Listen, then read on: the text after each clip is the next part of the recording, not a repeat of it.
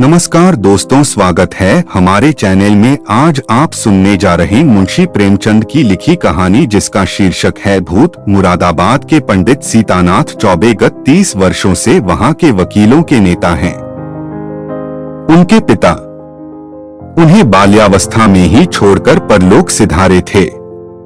घर में कोई संपत्ति न थी। माता ने बड़े बड़े कष्ट झेलकर उन्हें पाला और पढ़ाया। सबसे पहले वह कचहरी में 15 मासिक पर नौकर हुए, फिर वकालत की परीक्षा दी, पास हो गए। प्रतिभा थी, 2 ही 4 वर्षों में वकालत चमक उठी। जब माता का स्वर्गवास हुआ तब पुत्र का शुमार जिले के गण्यमान्य व्यक्तियों में हो गया था। उनकी आमदनी 1000 रुपए महीने से कम न थी। एक विशाल भवन बनवा लिया था, कुछ जमींदारी ले ली थी, कुछ रुपए बैंक में रख दिए थे और कुछ लेन देन में लगा दिए। इस समृद्धि पर 4 पुत्रों का होना उनके भाग्य को आदर्श बनाए हुए था।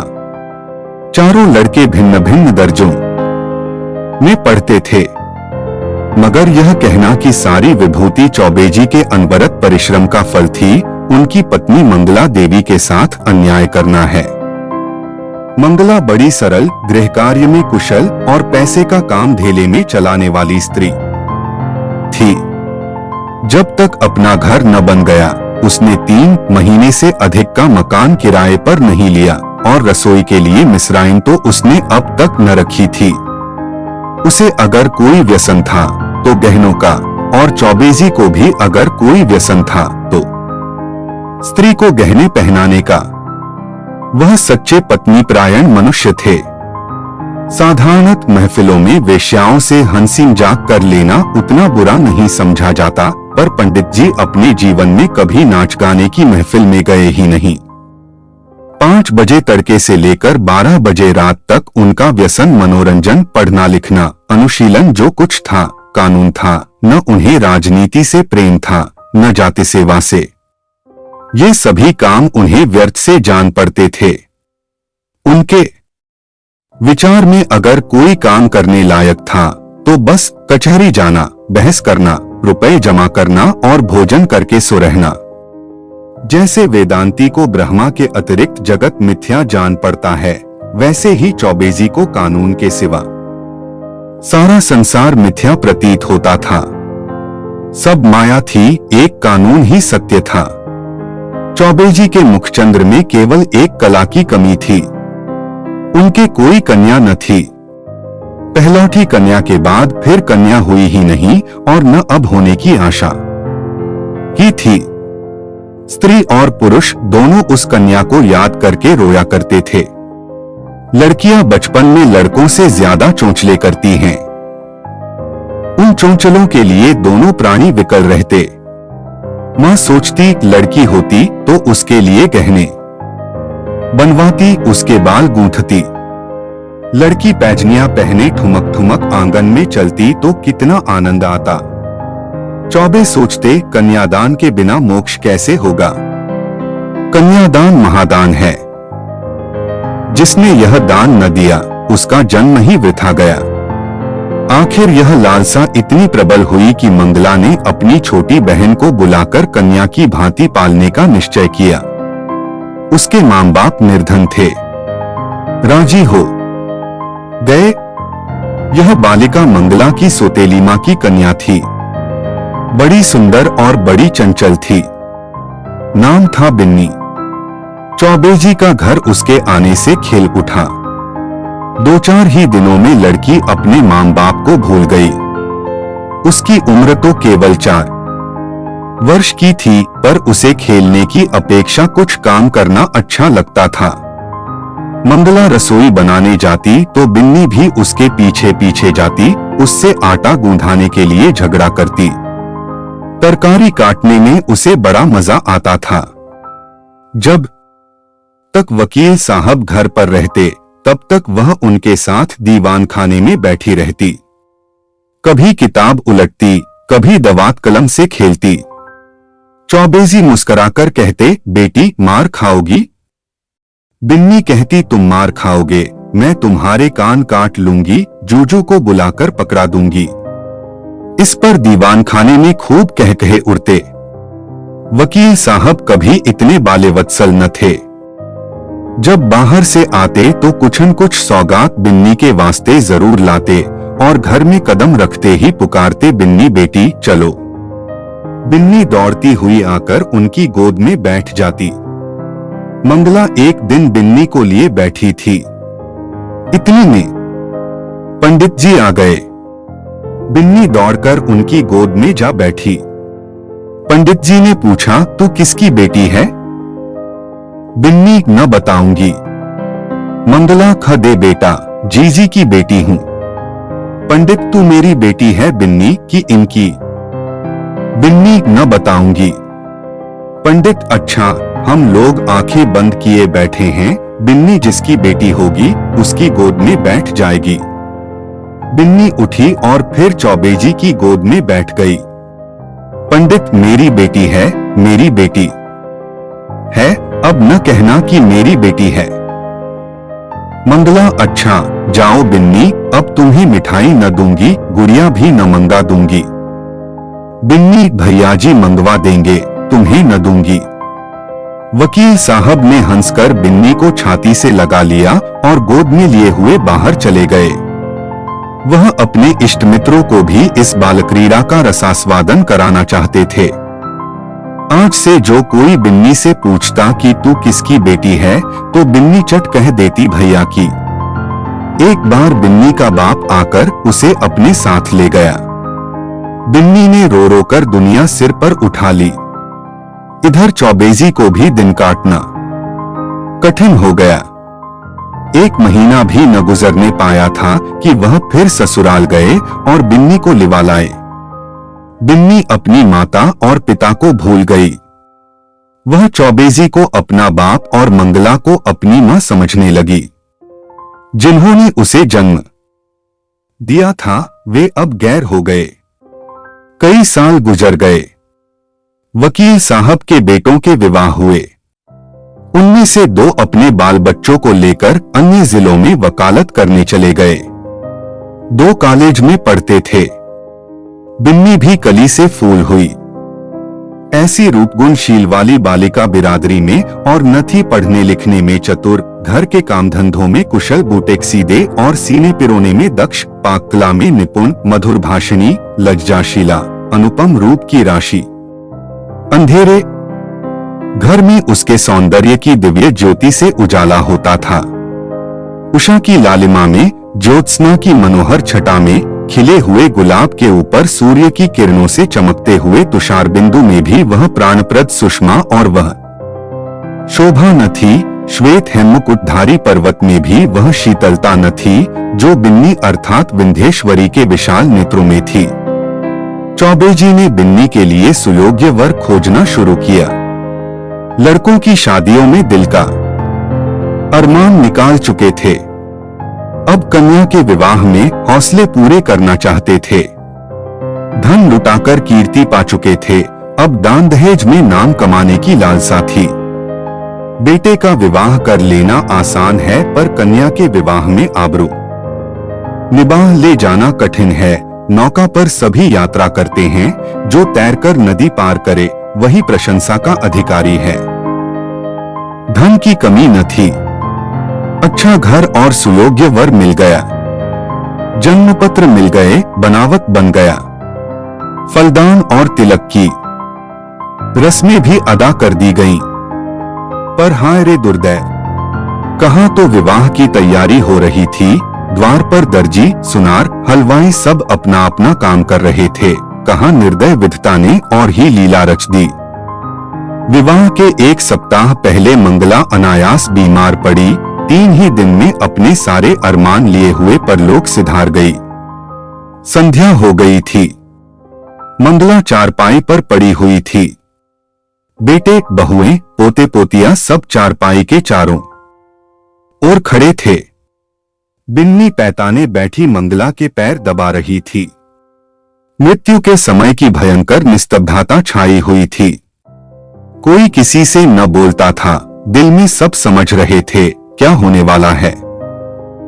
केवल चौबेजी वहां न थे। सहसा मंगला ने इधर उधर इच्छापूर्ण दृष्टि से देखकर कहा, जरा उन्हें बुला दो, कहाँ हैं? पंडित जी अपने कमरे में बैठे रो रहे थे। संदेश पाते ही आंसू पोंछते हुए घर में आए और बड़े धैर्य के साथ मंगला के सामने हो गए।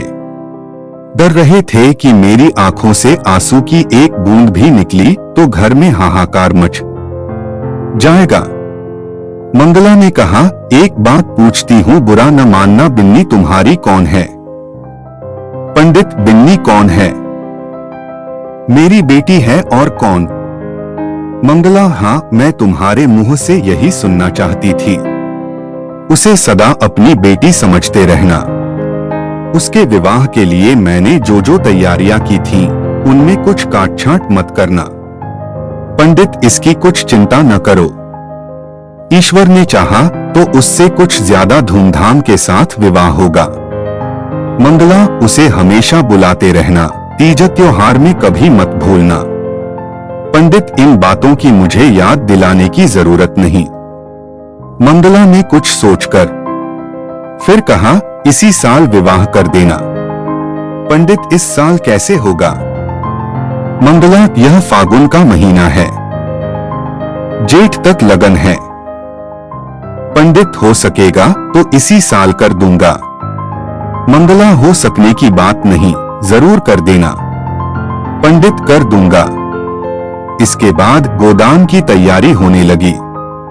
बुढ़ापे में पत्नी का मरना, बरसात में घर का गिरना है, फिर उसके बनने की आशा नहीं होती। मंगला की मृत्यु से पंडित जी का जीवन अनियमित और विशृंखल सा हो गया। लोगों से मिलना जुलना छूट गया। कई कई दिन कचहरीहीन जाते जाते भी तो बड़े आग्रह से भोजन से अरुचि हो गई। विंध्येश्वरी उनकी दशा देख देख कर दिल में कुढ़ती और यथासाध्य उनका दिल बहलाने की चेष्टा किया करती थी। वह उन्हें पुराणों की कथाएं पढ़कर सुनाती, उनके लिए तरह तरह की भोजन सामग्री पकाती और उन्हें आग्रहानुरोध के साथ खिलाती थी। जब तक वह न खा लेते, आप कुछ न खाती थी। गर्मी के दिन थे ही। रात को बड़ी देर तक उनके पैताने बैठी पंखा झला करती और जब तक वह न सो जाते तब तक आप भी सोने न जाती। वह जरा भी सिरदर्द की शिकायत करते तो तुरंत उनके सिर में तेल डालती। यहाँ तक कि रात को जब उन्हें प्यास लगती तब खुद दौड़कर आती और उन्हें पानी पिलाती। धीरे धीरे चौबे जी के हृदय में मंगला केवल एक सुख की स्मृति रह गई। एक दिन चौबे जी ने बिन्नी को मंगला के सब गहने दे दिए। मंगला का यह अंतिम आदेश था। बिन्नी फूली न समाई। उसने उस दिन खूब बनाव सिंगार किया। जब संध्या के समय पंडित जी कचहरी से आए तो वह गहनों से लदी हुई उनके सामने कुछ लजाती और मुस्कुराती हुई आकर खड़ी हो गई। पंडित जी ने सतृष्ण नेत्रों से देखा। विंध्येश्वरी के प्रति अब उनके मन में एक नया भाव अंकुरित हो रहा था। मंगला जब तक जीवित थी वह उनसे पिता पुत्री के भाव को सजग और पुष्ट कराती रहती थी। अब मंगला न थी, अतएव वह भाव दिन दिन शिथिल होता जाता था। मंगला के सामने बिन्नी एक बालिका थी। मंगला की अनुपस्थिति में वह एक रूपवती युवती थी। लेकिन सरलहृदया बिन्नी को इसकी रत्ती भर भी खबर न थी कि भैया के भावों में क्या परिवर्तन हो रहा है। उसके लिए वह वही पिता के तुल्य भैया थे। वह पुरुषों के स्वभाव से अनभिज्ञ थी। नारी चरित्र में अवस्था के साथ मातृत्व का भाव दृढ़ होता जाता है। यहाँ तक कि एक समय ऐसा आता है जब नारी की दृष्टि में युवक मात्र पुत्र तुल्य हो जाते हैं। उसके मन में विषय वासना का लेश भी नहीं रह जाता। किंतु पुरुषों में यह अवस्था कभी नहीं आती। उनकी कामेंद्रियां क्रियाहीन भले ही हो जाए, पर विषय वासना संभवत और भी बलवती हो जाती है। पुरुष वासनाओं से कभी मुक्त नहीं हो पाता बल्कि ज्यों-ज्यों अवस्था ढलती है त्यों-त्यों ग्रीष्म ऋतु के अंतिम काल की भांति उसकी वासना की गर्मी भी प्रचंड होती जाती है। वह तृप्ति के लिए नीच साधनों का सहारा लेने को भी प्रस्तुत हो जाता है। जवानी में मनुष्य इतना नहीं गिरता, उसके चरित्र में गर्व की मात्रा अधिक रहती है। जो नीच साधनों से घृणा करता है वह किसी के घर में घुसने के लिए जबरदस्ती कर सकता है, किंतु परनाले के रास्ते नहीं जा सकता। पंडित जी ने बिन्नी को सतृष्ण नेत्रों से देखा और फिर अपनी इस उच्छृंखलता पर लज्जित होकर आंखें नीची कर ली। बिन्नी इसका कुछ मतलब न समझ सकी। पंडित जी बोले, तुम्हें देखकर मुझे मंगला की उस समय की याद आ रही है जब वह विवाह के समय यहाँ आई थी।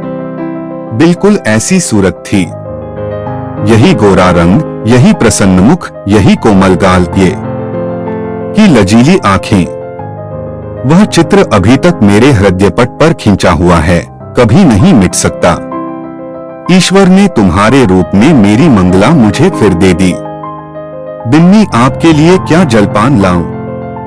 पंडित, ले आना, अभी बैठो, मैं बहुत दुखी हूं। तुमने मेरे शोक को भुला दिया है। वास्तव में तुमने मुझे जिला लिया, नहीं तो मुझे आशा न थी कि मंगला के पीछे मैं जीवित रहूंगा। तुमने प्राणदान दिया, नहीं जानता तुम्हारे चले जाने पर मेरी क्या दशा होगी। बिन्नी, खां चले जाने के बाद? मैं तो कहीं नहीं जा रही हूं। पंडित, क्यों? तुम्हारे विवाह की तिथि आ रही है, चली ही जाओगी। बिन्नी सकुचाती हुई, ऐसी जल्दी क्या है? पंडित, जिद्दी क्यों नहीं? जमाना हंसेगा। बिन्नी, हंसने दीजिए, मैं यहीं आपकी सेवा करती रहूंगी। पंडित, नहीं बिन्नी, मेरे लिए तुम क्यों हलकान होगी? मैं अभागा हूं, जब तक जिंदगी है जीऊंगा, चाहे रोकर जीऊं चाहे हंसकर। हंसी मेरे भाग्य से उठ गई। तुमने इतने दिनों संभाल लिया, यही क्या कम एहसान किया। मैं यह जानता हूं कि तुम्हारे जाने के बाद कोई मेरी खबर लेने वाला नहीं रहेगा। यह घर तहस-नहस हो जाएगा और मुझे घर छोड़कर भागना पड़ेगा। पर क्या किया जाए, लाचारी है। तुम्हारे बिना अब मैं यहाँ क्षण भर भी नहीं रह सकता। मंगला की खाली जगह तो तुमने पूरी की, अब तुम्हारा स्थान कौन पूरा करेगा? बिन्नी, क्या इस साल रुक नहीं सकता? मैं इस दशा में आपको छोड़कर न जाऊंगी। पंडित, अपने बस की बात तो नहीं। वे लोग आग्रह करेंगे तो मजबूर होकर करना ही पड़ेगा। बिन्नी, बहुत जल्दी मचाएं तो आप कह दीजिएगा, अब नहीं करेंगे। उन लोगों के जी में जो आए करें, यहाँ कोई उनका दबैल बैठा हुआ है। पंडित, वे लोग अभी से आग्रह कर रहे हैं। बिन्नी, आप फटकार क्यों नहीं देते? पंडित, करना तो है ही, फिर विलंब क्यों करूं?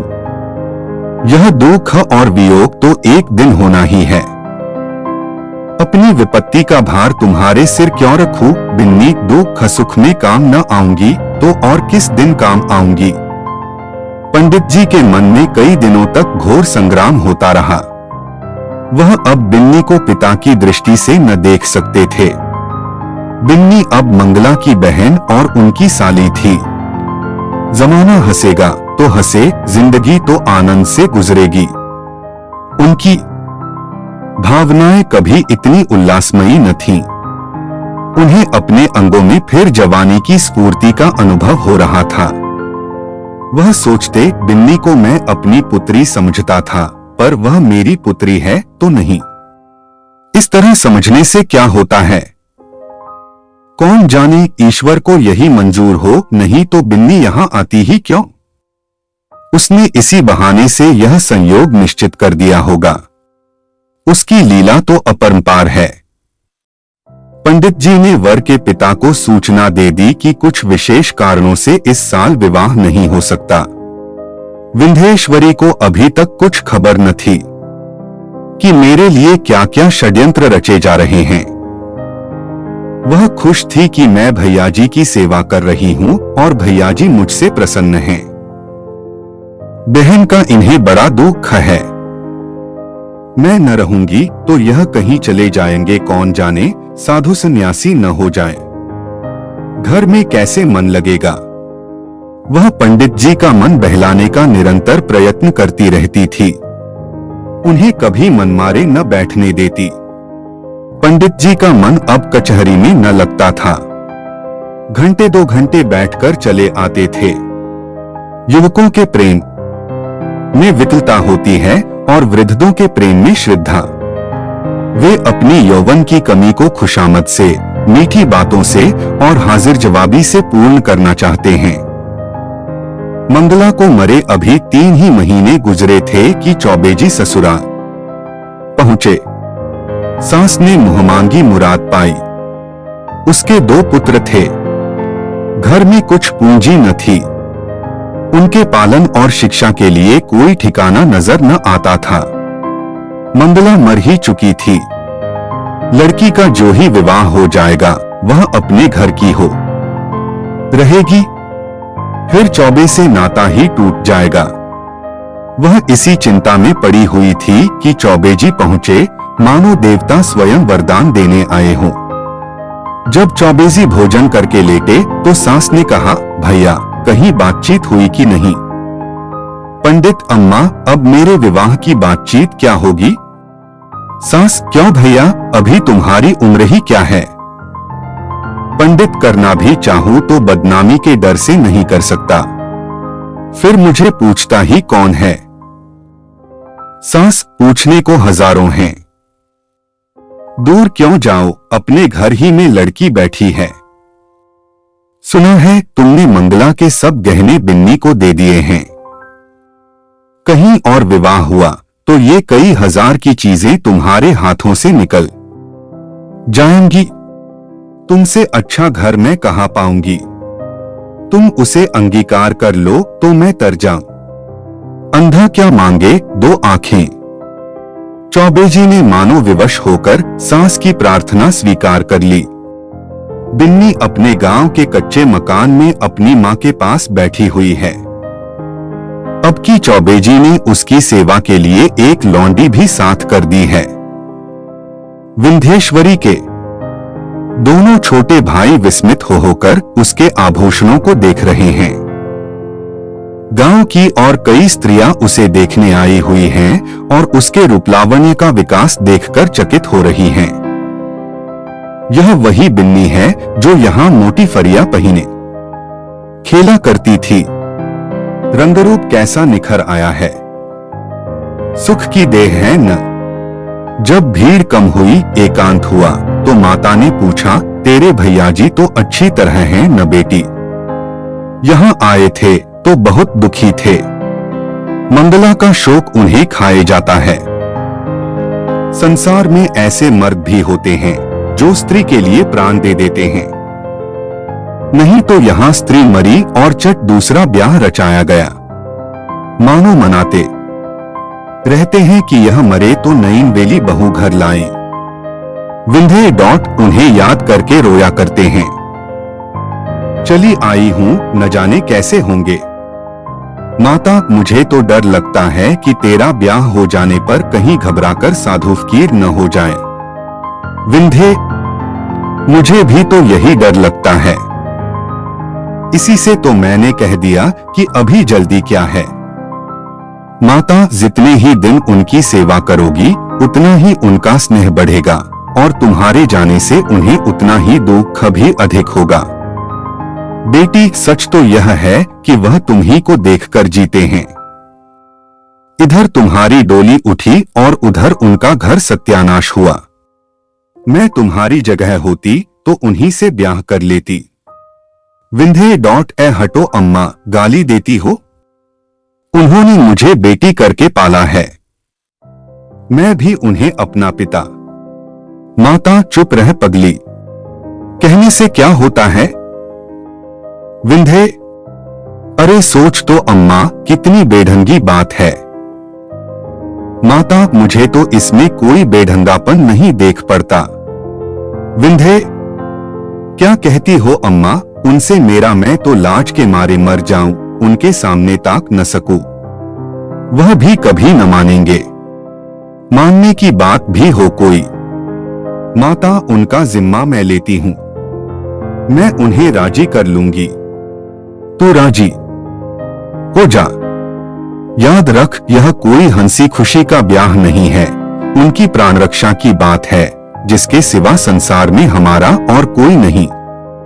फिर अभी उनकी कुछ ऐसी उम्र भी तो नहीं है, 50 से 2 ही 4 साल ऊपर होंगे।